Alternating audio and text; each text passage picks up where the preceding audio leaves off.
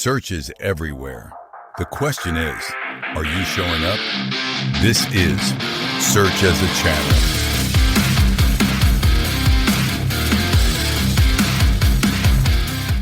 If an AI uses your company's content today to, answer a customer's question, about 62% of the time, it won't even mention your name. Right, which is just wild. It really is. I mean, you do all the heavy lifting, you supply the proprietary data, and the AI just serves it up perfectly to a potential buyer, but you're entirely invisible to them. Exactly. So welcome to this deep dive. If you're listening to this right now, whether you're a CMO trying to defend next quarter's organic marketing budget, or maybe an agency owner preparing for a pretty brutal client review. Oh, we've all been there. Right. Or even just a business decision maker trying to figure out why your inbound pipeline looks so wildly unpredictable lately, this conversation is tailored specifically for you. Yeah, we've got a lot to get through today. We really do. We are unpacking a massive stack of recent research. We have new data from Kevin Indig's growth memos, and that's backed by this sprawling global SEMrush analysis. And the mission here is really to prove why the traditional models of search and SEO are, structurally breaking down. And more importantly, what your marketing team actually needs to do about it on Monday morning. Because the stakes here are incredibly high, aren't they? Oh, absolutely. Yeah. I mean, bringing a traditional keyword ranking report into your next executive board meeting without the context we're about to discuss it's a massive liability. It's like bringing a map from 10 years ago. Yeah, exactly. You'd be describing a territory that has completely reformed itself. It's a fundamental market visibility issue that goes way, way beyond a simple software glitch. Well, I want to challenge that right out the gate, though, because, if I'm a marketing director, right, and I look at my dashboard and see that we rank number one for a keyword that gets, say, 50,000 searches a month. Right. I'm still capturing that traffic. So how can we call search volume a useless metric if it's still, tracking physical clicks to my website? Well, it's not that those specific clicks have vanished.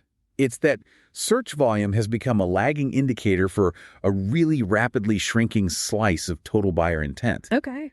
The SEMrush data we're looking at drops a fascinating stat to illustrate this. Between 65% and 85% of the prompts that people type into ChatGPT have absolutely no matching keyword in traditional SEO databases. Wait, up to 85%. So that demand is just off the radar entirely. Entirely. It's not showing up in tools like Ahrefs or traditional search planners at all. Not at all. And the mechanism behind why that happens is what actually matters here. You see, search volume was always just a crude proxy for human intent. Because we had to type like robots. Yes, exactly. Yeah. It forced users to compress their complex problems into these short, stilted phrases just so a database could understand them. So a traditional query was something like, best CRM for small law firms. Which fits neatly into a row on a spreadsheet. Right. It has measurable historical volume. Right. But buyer behavior has fundamentally shifted from searching to conversing. Okay, so a user who previously would have typed that short phrase into Google is now opening an AI interface and typing what exactly? Give me an example. Well, they're outlining their specific business constraints. So inside an AI interface, that same buyer's query sounds more like, we are a small law firm growing fast. Our client intake process is disorganized. We have a strict budget of $2,000 a month, and my team hates switching tools. What should we implement first? Oh, wow. Yeah, that's a whole paragraph. Right. And that long, messy, highly specific prompt does not exist in any keyword database because it's entirely unique. But from a business perspective, that conversational prompt is vastly more valuable. Because it's a buyer ready to actually buy something. Exactly. They are ready to make a highly specific purchasing decision. I see.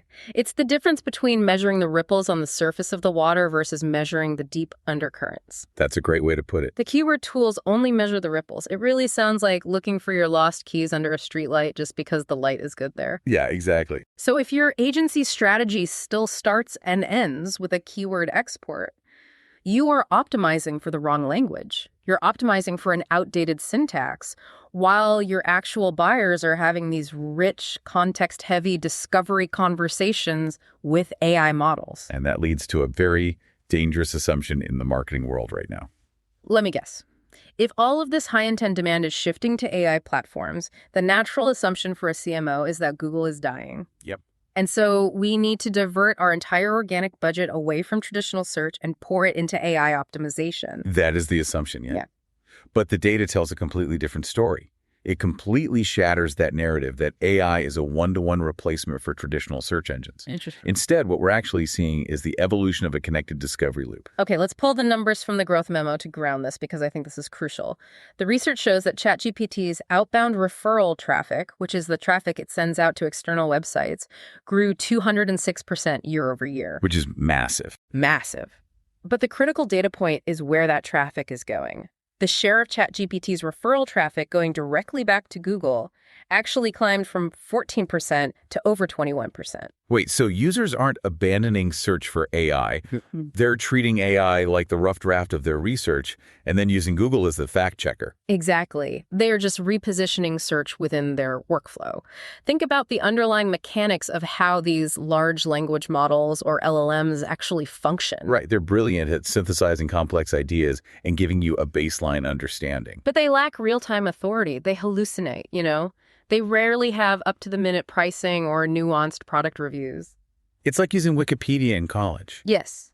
You read the Wikipedia page to grasp the broad concepts of a topic, but you absolutely cannot cite it in your final paper. You have to pivot, find the primary source listed at the bottom of the page, and reference that to pass the class. That captures the modern buyer journey perfectly. A business decision maker starts their exploration inside an AI. They just dump all their messy context and constraints into the model to get a short list of software options. Right, but before they pull out a corporate credit card, they experience hallucination anxiety. Oh, that's a good term. Hallucination anxiety. Yeah, they need to trust the recommendation. Okay.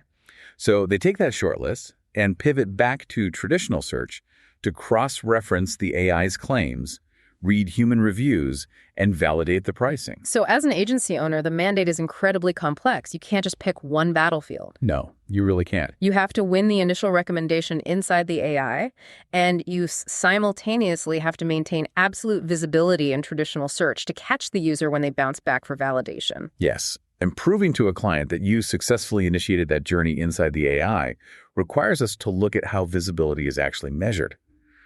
Which brings us to what the research calls the ghost citation problem. Oh, this part blew my mind. Let's lay out the methodology from the SEMrush analysis so we understand the scale of this problem. Yeah, it wasn't a small sample size. Not at all. They analyzed 3,981 domains. They ran 115 different prompts across 14 countries, testing them against 4 major AI search engines. And they were looking at 2 distinct outcomes, Yes. right? First was the domain cited, meaning the AI provided a clickable source hyperlink and a footnote. Second was the domain mentioned, meaning the actual brand name was written out in the AI's conversational text response. And the gap between those 2 outcomes is, frankly, the single biggest crisis of value facing the digital marketing industry today. The numbers are brutal. Almost 75% of domains got cited. They successfully got the footnote link. Okay. But only 38.3% actually got mentioned in the text, and a mere 13.2% got both. Wow. This leaves a massive statistical hole. 61.7% of all citations are ghost citations. To put that in practical terms, the AI reads your company's deeply researched article. It extracts your proprietary expertise, regurgitates it directly to the user. Slaps a tiny little numerical footnote at the bottom. Exactly. Slaps a tiny footnote at the bottom of the paragraph and gives your brand absolutely zero name recognition in the text itself. It's literally like being a ghostwriter for a celebrity. Yeah. You pour your soul into the manuscript, you do all the heavy lifting, the book becomes a massive international bestseller, but your name is nowhere on the dust jacket. Right. Nobody knows you wrote it. And for 2 decades, the entire SEO industry has operated on the belief that a hyperlink is the ultimate currency of the internet. Because a link meant traffic. A link meant traffic and a link meant authority. But the user interface of an AI platform fundamentally alters that math. In an AI-driven world, retrieval is not the same as recognition. Because nobody clicks the little footnote links. I mean, the AI has already answered the question. The user has no incentive to click a tiny gray number to visit your website. Precisely. And if your agency's reporting dashboard shows a client that they are getting cited by AI, and you package that as a victory for brand awareness, you are failing the client. You're feeding the machine their intellectual property and securing absolutely no brand equity in return. Exactly. And to make it worse, we throw around the acronym LLM, large language model, as if it's one monolithic brain. We say the AI does this or the AI does that. Yeah, but my understanding of this research is that these engines don't even agree with each other on how to handle your brand. Oh, they exhibit entirely different behavioral profiles. The SEMrush data isolated 4 distinct engines: Gemini, ChatGPT, Google AI Overviews, and Google AI Mode. And the variance in how they process information is structural. It really comes down to how they are engineered. Let's look at the two extremes here. You have Gemini on one side and ChatGPT on the other. Right. So Gemini names brands in 83.7% of its responses, but it only generates a citation link 21.4% of the time. It drops brand names constantly, but almost never hands out a source link. Yeah. And ChatGPT is the exact inverse. It cites its sources obsessively 87% of the time, but it only mentions the brand name in the actual text in 20.7% of its answers. The reason for this split is deeply technical, but it's crucial for marketers to understand. Gemini is heavily tuned to act like a conversationalist. Okay. It leans on its parametric memory, which is the vast web of associations it formed during its initial training, to construct fluid, human-sounding sentences. And in a natural conversation, humans use brand names. We don't speak in footnotes. Oh, that makes sense. So ChatGPT is different. Yeah, ChatGPT relies much more heavily on a mechanism called AG, or Retrieval Augmented Generation. It operates like a strict academic researcher. Its primary directive is to pull real-time data from external sources and prove where it got the data. Which results in heavy footnoting, but a very clinical, brand-agnostic tone in the text itself. Exactly. That perfectly explains why the data showed that 22% of the time, the LLMs fundamentally disagreed on whether to mention a brand at all for the exact same prompt. Yeah, the Facebook example in the research was wild. It was. Gemini was given a prompt and named Facebook in the text 3 out of 3 times. Google AI was given the exact same prompt, cited Facebook 9 times with footnote links, but only actually wrote the word Facebook once. Think about the nightmare this creates for an agency trying to build a unified reporting dashboard. You literally cannot create a single AI visibility report for a client anymore. No, because an aggregate metric across these platforms is just a mathematical lie now.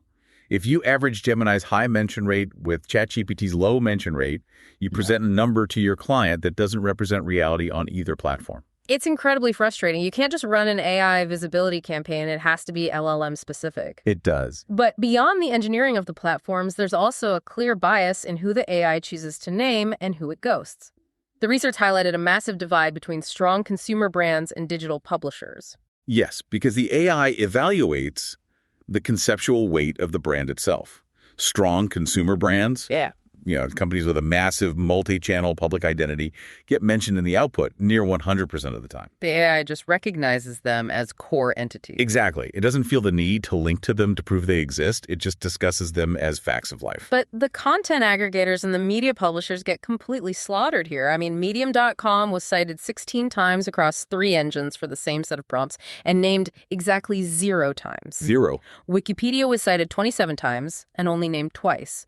Wired, Science Direct, Harvard, they all fit the exact same pattern. Massive citation rates, 0 brand recognition. The mechanics of this are tied to a concept we can call the public utility threshold. Yeah. The AI treats these publishers as anonymous data containers. Ouch. It's true, though.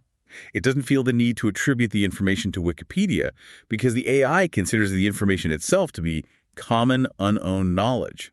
It extracts the raw facts and discards the vessel. Which is terrifying. Yeah. If you're a business whose entire economic model relies on establishing information authority to drive display ad impressions, this is a structural crisis. It really is.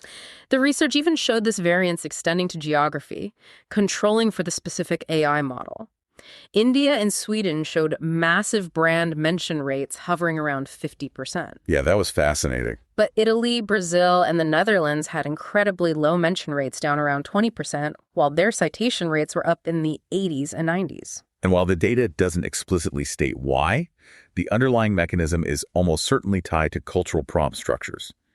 Users in Sweden might be asking more brand-forward conversational questions, prompting the AI to respond in kind. Ah, And then right. users in the Netherlands might structure their queries in a more academic, comparative format, triggering the LLM's strict retrieval mechanisms, resulting in heavier footnoting. So, we have diagnosed a landscape that is fundamentally chaotic. Search volume is blind to the most valuable conversational queries. The buyer journey is a complex loop between AI exploration and Google validation. Yep. Winning the AI battle usually results in a ghost citation, and the platforms evaluate your brand differently based on their architecture, your industry, and even the language of the prompt. It's a lot to take in. It is. So if I'm a CMO or an agency leader looking at my team right now, what is the actual playbook? How do we adapt our strategy on Monday morning? The overarching shift is moving your operation from commodity SEO to business intelligence. Okay, unpack that. Well, commodity SEO is churning out generic content to capture high-volume keywords. Business intelligence is structuring content to intercept real buying decisions. There are really 4 immediate strategic shifts required to do this. First, as we established, your targeting must be LLM-specific. Right. You have to map which topics you want to appear in and test specifically which phrasing patterns produce mentions on ChatGPT versus Gemini. Exactly. The second shift is completely rethinking content type. The research draws a hard line here. Informational content feeds the machine anonymously. It generates ghost citations. So if you want to force the AI to name your brand, you have to create comparative and evaluative content. Let me explain why that happens. If a software company writes a blog post called "What is the CRM?", they're publishing commodity information. The LLM will ingest it, use it to train its baseline understanding, and never mention the company. Because what is a CRM is just common knowledge. Exactly. However, if that same company publishes a deep subjective evaluation titled "The Critical Trade-offs Between Enterprise and SMB CRMs When Scaling a Sales Team Past 50 Reps," they've created something entirely different. They've created an opinionated framework. Yes. LLMs summarize facts anonymously, but they generally attribute opinions and evaluations to the authority making them. You must shift your resources toward the bottom of the funnel, the stage where buyers are actively comparing solutions and seeking expert guidance. Okay, that makes total sense. So the third shift involves expanding our input sources. I mean, if we know that the traditional keyword databases are missing up to 85% of these complex conversational prompts, we have to stop scraping Ahrefs and SEMrush for our content ideas. You have to mine the channels where your customers are actually speaking in paragraphs rather than short phrases. You need your marketing team analyzing sales call transcripts on a long. Oh, that's smart. You need them reviewing customer success calls. You must dig into Zendesk support tickets and industry community forums. That is where the messy, constraint-laden questions live. Those transcripts mirror the exact syntax your buyers are typing into ChatGPT. So we need to stop optimizing for the database and start optimizing for the consultant. The winning piece of content isn't the one that repeats the keyword the most cleanly anymore. Not at all. It's the one that deeply, empathetically answers the panicked, nuanced question the buyer is actually asking on a Tuesday afternoon. Exactly. And the fourth shift is fundamentally changing how you measure success. Traffic volume alone is going to dramatically understate your actual business impact moving forward.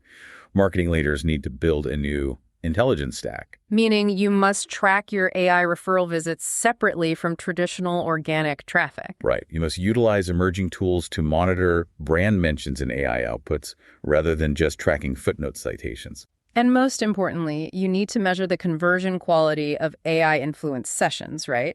Because a user arriving after an AI recommendation is entering your site with a completely different level of intent than someone just clicking a standard Google link. They are primed to buy. Let's pull all of this together. The dashboard instruments we've relied on for years are no longer reflecting reality. Search volume is just a tiny visible corner of a massive territory of buyer demand. Right. AI is not killing Google. It's creating a fragmented discovery loop where exploration happens in the chat interface and validation happens in the search engine. And avoiding the dreaded ghost citation means abandoning generic informational content and building strong, opinionated comparative frameworks that force the LLM to recognize your brand's authority. All of this points to a really clear mandate for the modern enterprise, but it also raises a structural question about the future of the internet that we haven't touched on yet. Yeah, it's something for every executive to deeply consider as they plan for the next 5 years. I want to hear it. Well, the data clearly shows that pure informational content only feeds the AI anonymously, offering zero brand equity. Right. If every smart publisher, agency, and enterprise brand realizes this, they will inevitably shift their entire production pipeline toward comparative bottom-of-the-funnel content to secure those brand mentions. But if that happens, what happens to the AI engines themselves? Wait, they lose their food source. Exactly. Large language models rely entirely on continuously scraping the open internet for fresh knowledge. If the primary producers of pure baseline information stop publishing it because there's no longer any measurable return on investment to do so, these AI models will eventually starve for new facts. If the internet stops producing unopinionated data because it's bad for business, we might be witnessing the beginning of an entirely new economic model for how human knowledge is funded and distributed online. That concept changes the entire perspective. So the next time you're staring at a flat keyword trend line on your marketing dashboard, remember that you aren't just looking at broken instruments. The fundamental economics of how the internet creates and rewards information are shifting beneath your feet. Absolutely. Take these insights into your next strategic planning cycle.